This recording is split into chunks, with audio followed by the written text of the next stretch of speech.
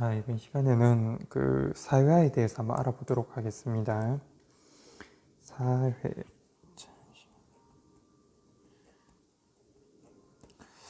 이 사회화가 영어로 뭐냐? 예, 소셜리제이션입니다. 뭐, 소셜리제이션.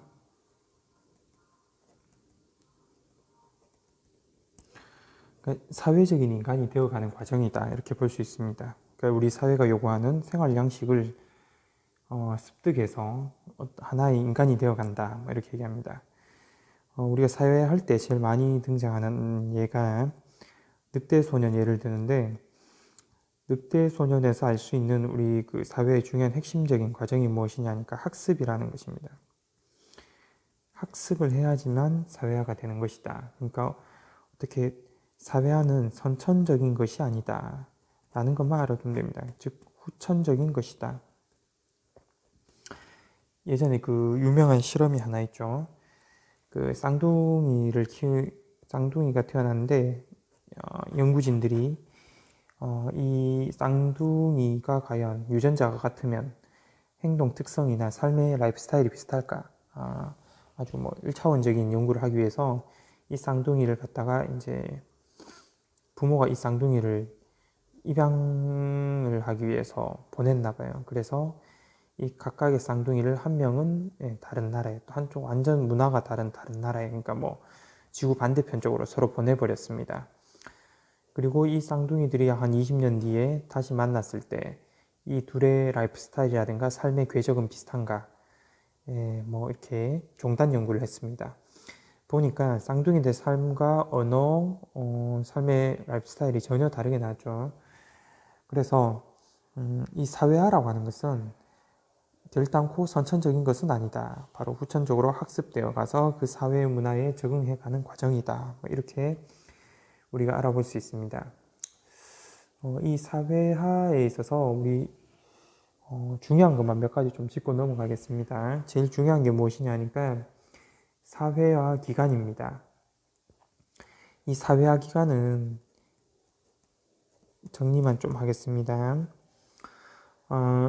내용과 목적에 따라서 두 가지로 크게 나누죠. 내용과 목적에 따라서 나뉩니다.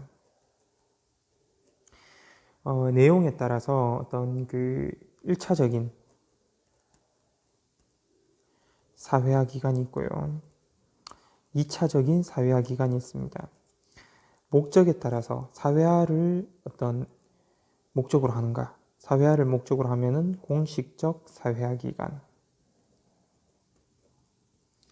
사회화를 목적으로 하지 않으면 비공식적 사회화 기간. 이 내용은 어떤 거를 기준으로 하느냐 하니까 기본적인 내용이냐 아니면 전문적인 내용이냐 뭐 그렇게 나눠볼 수 있습니다. 1차적 사회가 아무래도 맨 처음 1차적으로 배우는 거니까 기본적인 내용이 주를 이루고 있다.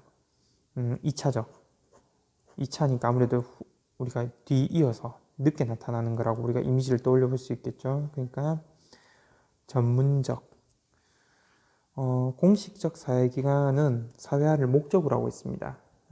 사회화가 목적이다. 비공식적 사회기관은 사회화가 목적이 아닙니다. 하지만 부수적으로 사회화가 되는 겁니다. 이루어진다. 자, 이렇게까지 딱 공부를 해놓고 나니까, 정리를 하고 나니까 이제 다 끝났죠. 끝났는데 우리 시험에 더 많이 나오는 것은 무엇이냐 하니까 얘가 시험에 더 많이 나옵니다.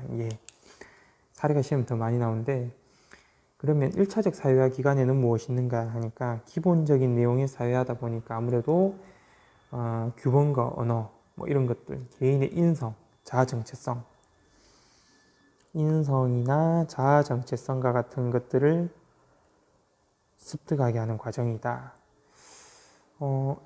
이 2차적 사회화 기간에서는 무엇이냐니까 전문적 지식입니다. 지식과 관련된 것들이 많이 나온다. 뭐 또는 기능 이런 것들이 많이 나온다. 그래서 1차적 사회화 기간의 대표적인 예가 무엇이냐 하니까 여러분들 좀 외워두면 되겠죠. 가족과 또래 집단입니다. 이 빨간색으로 쓰는 이유는 좀 외워야 돼서 그렇습니다. 외우세요. 그러니까 가족들을 통해서 또는 부모님을 통해서 또는 형제 자매를 통해서 어렸을 때 인성이나 정체성이 많이 형성되죠. 또래 집단을 통해서 역시 인성이나 자아 정체성이 많이 형성되죠. 그렇게 이해하면 되고, 그 다음에 2차적 사회화 기간, 전문적인 지식을 많이 배운다. 대표적인 예로 뭐가 있냐니까 학교입니다. 학교 안에는 뭐 여러 학교가 있겠죠. 초등학교, 중학교, 고등학교, 대학교 전부 다 해당하는 겁니다. 학교는 전부 다 2차적 사회화 기간이다. 이렇게 알아두면 되고요. 그 다음에 또 뭐가 있냐니까 뭐 직장도 있을 수 있습니다. 그 다음에 뭐 대중매체. 이런 질문을 하는 학생이 있는데, 직장에서 어떻게 사회화가 됩니까? 여러분도 나중에 직장 생활을 하게 되면 사회화가 어떻게 이루어지는지 알고 될 겁니다. 예를 들면 조직 문화를 배우게 되고요. 직장에서 어떤 결제를 올리는 양식을 배우게 될 겁니다. 뭐 그 외에도 직장 생활에 필요한 다양한 지식들을 배우죠. 이런 것들은 아주 전문적 지식입니다. 역시 대중매체에서 나오는 지식들도 우리 대중매체로 인성이나 자아정체성이 형성되진 않죠. 전문적 지식이나 기능들이 대중매체에 많이 나옵니다. TV나든가 뭐 이런 것들을 통해서요. 자, 그 다음에 공식적 사회화 기간이 있습니다. 사회화를 목적으로 하다 보니까 굉장히 체계적입니다. 체계적인 사회화가 이루어진다. 뭐 이렇게 볼 수 있죠. 아무래도 이거는 체계적이지 않습니다. 이건 체계적이지 않아요. 비공식은. 왜냐하면 부수적으로 사회화가 이루어집니다. 공식적 사회화 기간의 대표적인 예 가면은 학교, 그 다음에 또 뭐가 있냐니까 학원이 있습니다. 여기 학원이라고 하니까 뭐 이렇게 여러분들이 다니는 그 학원도 맞습니다. 근데 그 학원도 맞지만 기술을 배우는 학원, 뭐 그런 거 다 해당하죠. 학원입니다. 그 다음에 직업훈련소. 직업훈련소 많고도 말죠. 뭐 일단 어떤 지식이라든가 기능을 배우기 위해서 공식적으로 만들어진 것이죠. 훈련소라는 것도. 직업훈련소. 그 다음에 비공식적 사회화 기간은 무엇이냐 하니까 가족, 또래 집단. 그러니까 1차적 사회화 기간에 나왔던 것입니다. 그 다음에 여러분들이 잘 틀린 게 이건데 직장과 대중매체. 공부를 좀 안 한 학생들이 2차적 사회화 기간이 뭐 1차적이냐, 여기 학교가 있고 여기도 학교가 있으니까 그러면은 2차적 사회화 기간은 공식적 사회화 기간, 이렇게 하면 외우면 틀리죠. 예외를 외워둬야 됩니다. 자, 직장과 대중매체 한번 예로 들어볼게요. 특히 직장은요, 사회화를 위해서 존재하는 것이 아닙니다. 한마디로 말해서 직장은 배우러 가는 것이 아닙니다. 일하러 가는 곳입니다. 옛날에 뭐 미생이라는 드라마가 있었죠. 거기에 보면은 주인공이 처음 직장 생활을 하면서 겪게 되는 어떤 어려움들이 있습니다. 왜? 아무도 안 가르쳐 주니까 신입사원 때 굉장히 힘들죠. 가르쳐 줘야 되는데 안 가르쳐 줘요. 눈치로 이제 배워가는 겁니다. 처음에 뭐 복사기에 복사도 제대로 못하죠. 복사도 잘 할 줄 모르는 겁니다. 그러니까 이러한 그 직장 내 사회화는요, 직장 생활을 하다 보니까 조직 문화라든가 복사하는 방법이라든가 일하는 방법을 부수적으로 알게 되는 거지, 직장은 학교가 아니기 때문에 뭘 가서 배우는 곳이 아니고 자기가 직접 현장에서 일을 하는 곳입니다. 대중매체도 마찬가지죠.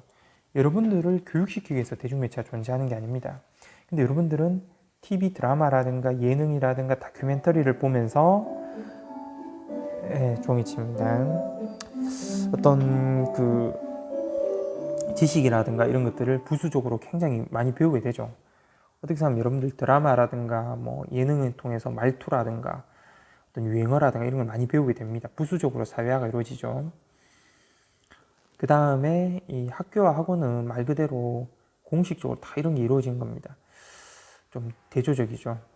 가족과 또래 집단은 왜 그럴까 하니까 가족은 사랑으로 여러분들을 이렇게 키워내는 부모님들이 구성한 하나의 집단이지, 이 사회에 적응되는 인간을 만들어내기 위해서 형성된 공동체가 아닙니다.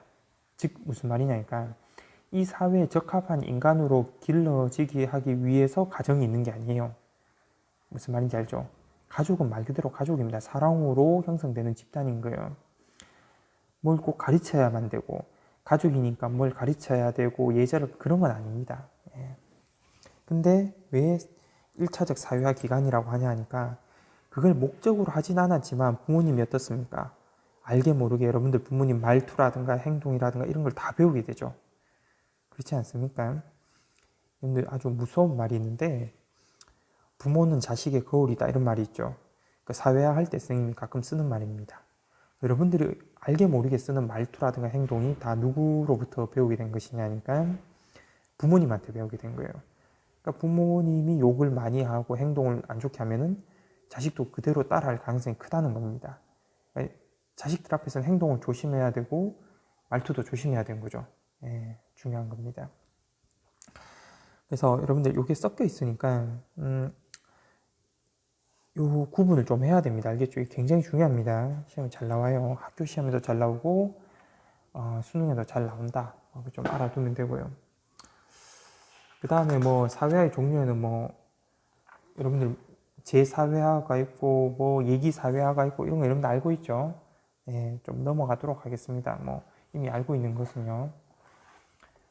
그 다음에 지위와 역할이 있습니다. 예. 지위 앤드 역할.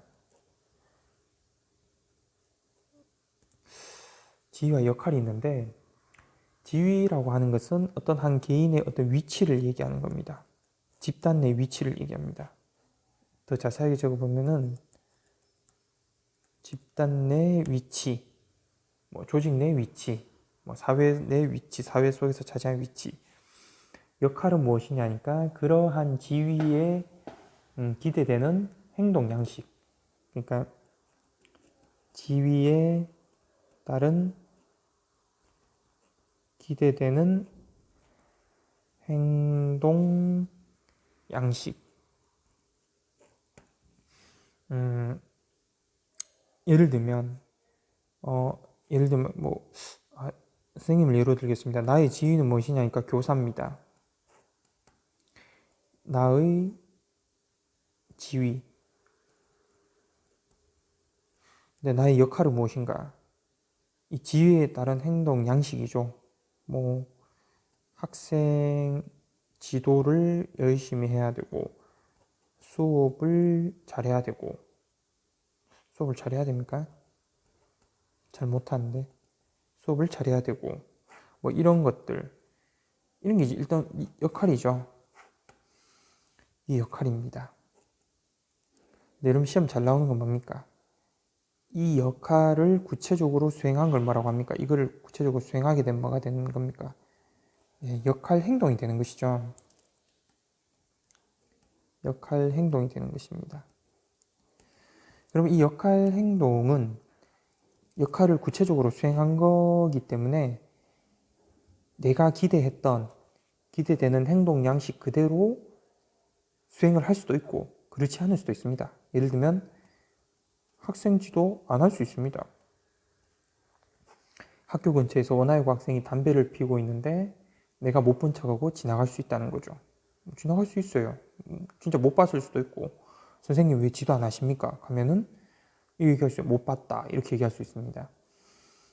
수업을 잘해야 된다. 못할 수도 있죠. 예, 실제로는 학생들이 다 수업 시간에 잠을 잔다. 예.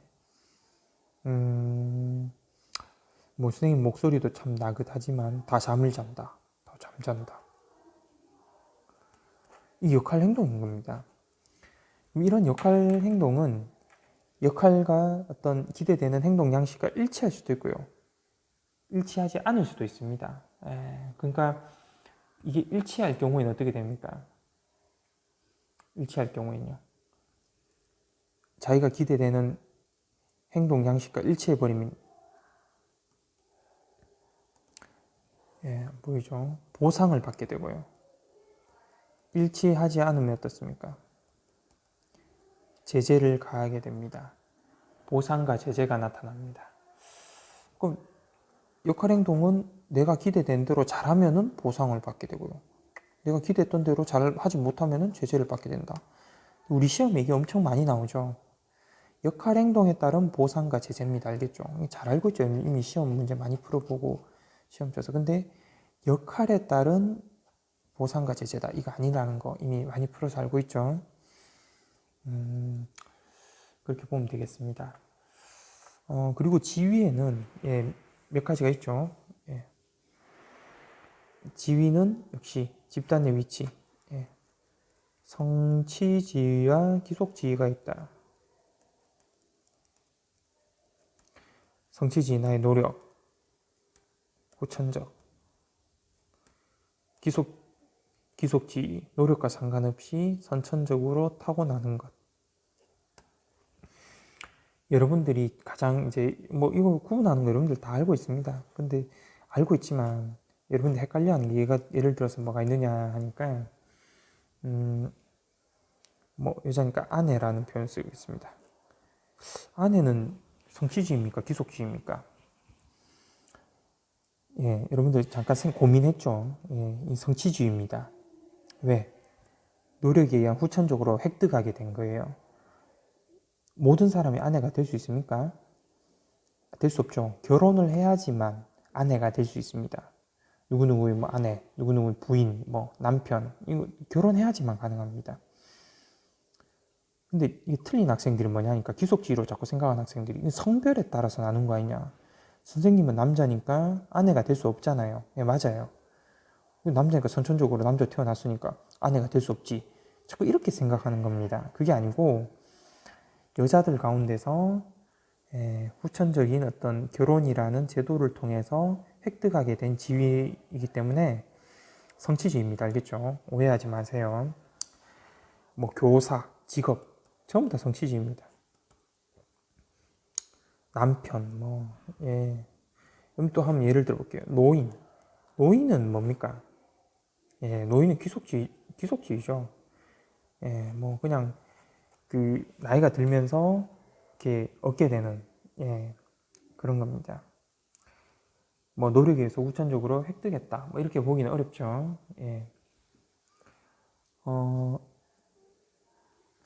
뭐 넘어가도록 하겠습니다.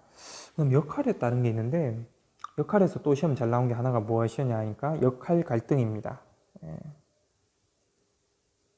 역할 갈등이 있는데 이미 우리 수능에서 여러 번 기출됐습니다. 수능 기출, 지문으로, 선지로 많이 기출된 게 뭐냐 하니까 누가 어떤 고민을 하고 있어요.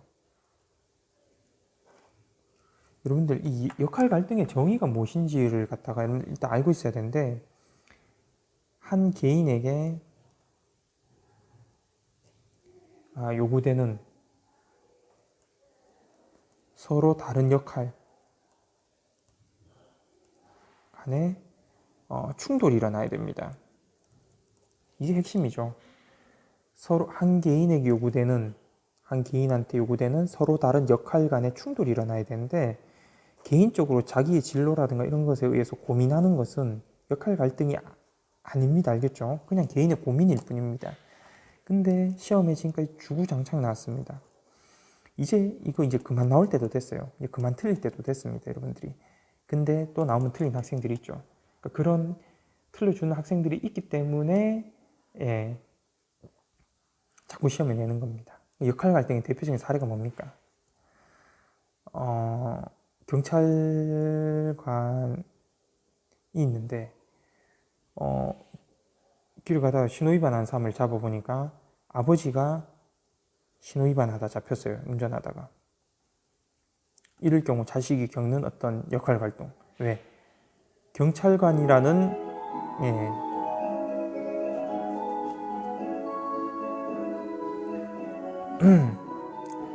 역할도 있지만 아버지의 아들로서의 역할도 있더라.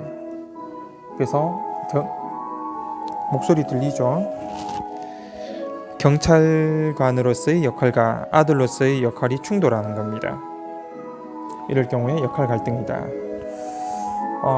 실제로 문제가 어떻게 나오는지 한번 연습을 해보겠습니다. 많이 풀어보는 수밖에 없습니다. 자, 작년 수능 문제 역시 나왔죠. 이런 문제 풀 때 어떻게 풀어야 되는가라는 겁니다. 이런 문제 풀 때 그냥 지문을 쭉 다 읽고 이렇게 푸는 학생 없죠. 이렇게 풀면 망합니다. 그냥 기역, 그러면 선지 1번에 기역 들어갔습니다. 요렇게 니은 요렇게 바로바로 이렇게 푸는 겁니다. 그냥 자, 그냥 한번 연습해 볼까요? 자, 갑은 광고회사, 재직 광고회사. 예. 2차적 사회기관 맞습니까? 예, 맞습니다. 자, 공식적 사회기관 맞습니까? 아니죠. 직장입니다. 비공식이죠. 자, 니은 고민했습니다. 자, 리을 했습니까? 갈등을 겪었습니다. 자, 여러분들 고민했다고 해서 다 역할 갈등이라고 했습니까? 아니죠. 지금 세계 일주 여행을 결심했는데 그러려면 직장을 휴가를 내든지 그만둬야 되겠죠. 그래서 장기 휴가에 대해 상사에게 말할 적은 개인적인 고민입니다. 역할 갈등하고 상관없어요. 예. 니은은 리을과 달리 아니라고 했습니다. 틀렸습니다. 그다음 디귿에 보니까 퇴직하기로 결정하였다. 회사를 퇴직하기로 했습니다. 디귿은 비읍과 달리 비읍이 어디 있습니까? 소득을 올렸습니다. 왜 소득을 올렸습니까? 여행 중 퇴직하기로 결정하고 부모님과 갈등 여행을 떠났습니다. 이런 사람 많죠. 여행 다니면서 블로그에 글과 사진을 올려서 올린 결과물을 포토 에세이집을 출간했습니다. 네, 그래서 그걸로 책 팔아먹고 사는 거죠. 그럼 갑은 출판 시장에서 좋은 반응을 얻으며 큰 소득을 올렸습니다. 이건 뭡니까? 자신의 어떤 역할 행동이죠. 여행을 다니면서 찍었던 사진과 글들을 모아서 책으로 만들어낸 것은 자기 어떤 여행 전문가로서의 어떤 역할에 대한 구체적인 행동입니다. 그 역할 행동이 어떻습니까? 자기 기대대로 잘 된 거죠. 잘 돼서 어떻게 됐습니까? 역할을 행동했는데 자신이 어떤 기대대로 잘 되었기 때문에 그에 대한 제재라고 볼 수 있습니까? 보상으로 봐야 되겠죠. 예. 보상으로 봐야 되고, 이 퇴직은, 그리고 여러분 한 가지 더 알아두기 바랍니다. 이 퇴직한 것은 제재가 아니죠. 그냥 자기가 희망해서 여행 떠나려고 자기 스스로 회사를 그만둔 거지 해고당한 게 아닙니다. 알겠죠? 해고와 퇴직의 차이점 여러분들 잘 알고 있죠? 예. 틀렸습니다. 4번에 보니까 미음은 출판 시장에서 좋은 반응을 얻었습니다. 미음은 이응으로서의, 이응이 뭡니까? 베스트셀러 작가의 어떤 작가 포토 에세이집을 출간했습니다.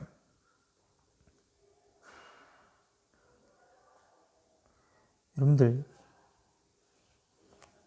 이 출판 시장에서 좋은 반응을 얻는 것은 사실입니다. 맞죠? 근데 이것이 베스트셀러 작가로서의 역할 행동입니까? 아니죠. 예. 여기서 역할 행동은 뭡니까? 그냥 이 여행을 떠난 자기의 어떤 여행 다니고 싶다라는 세계 일주 여행을 고민했고 여행을 하겠다라는 자기의 어떤 역할 행동인 거지 베스트셀러 작가의 역할 행동은 아닌 거죠. 맞습니까? 5번 보겠습니다. 시옷은 자연적으로 주어진 기속지이다. 예. 청소년. 여러분들 청소년은 여러분들 청소년이 되고 싶다고 청소년이 되는 게 아니죠. 맞습니까? 자기의 노력에 의해서 청소년이 되는 겁니까? 의지에서 청소년이 되는 겁니까? 아까 선생님 좀 전에 얘기했던 노인 같은 경우에 자기의 어떤 의지에서 노인이 되는 경우는 없죠. 자연스럽게 되는 거죠. 의지와 상관없이. 그래서 청소년, 기속지로 볼 수 있습니다. 자, 이렇게 문제 푸는 겁니다. 이런 문제를 잘 풀 수 있는 방법은 많이 풀어보는 수밖에 없겠죠. 그래서 다음 차시에서 이와 관련된 문제들을 좀 더 많이 풀어보도록 하겠습니다. 한 6문제 정도 풀어서 이런 문제 푸는 어떤 스킬, 기술들을 좀 숙달하는 시간을 갖도록 하겠습니다. 오늘은 여기까지 하도록 하겠습니다.